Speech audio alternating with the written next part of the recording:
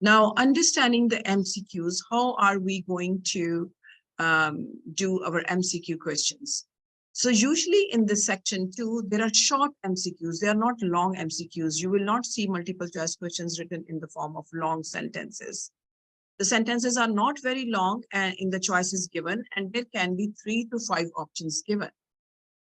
So what happens is when you're listening to this monologue, and there are 5 options or 4 or 3 options are given, as you are listening, you are reading the options and your eyes are going up and down, trying to match with what is being delivered, what is being said. And you will see that all the 5 options that you have, or 4 options or 3 options, every option is mentioned in the monologue. Then you're thinking, okay, this can be the answer, this can be the answer, this can be the answer.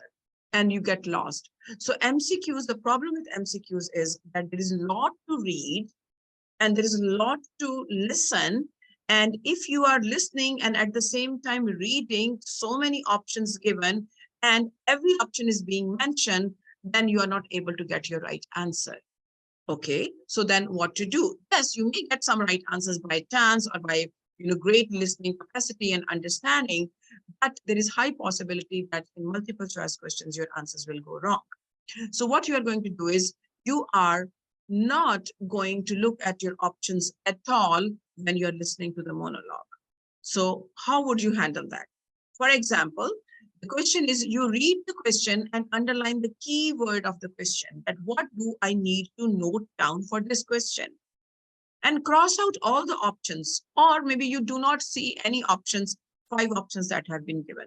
And then you create a fill in the blank for the question and just fill that blank for what the question is and write the answer in that fill in the blank. So if the question is, which 2 tasks will the volunteers in group A be responsible for? Then you underline the word 2 tasks in group A and volunteers responsible for, and create a fill in the blank, 1 for first task and 2nd for the 2nd task.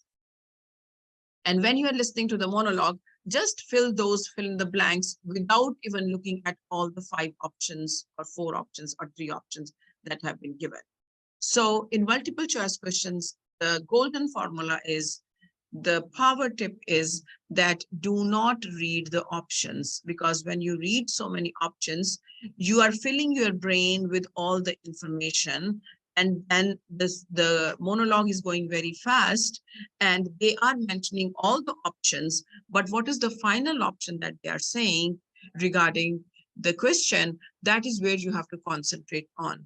So do not look at the options, take notes and create fill in the blanks and take notes. That is the only way to get all answers correct. Do not read all the options that are given there. Thank you.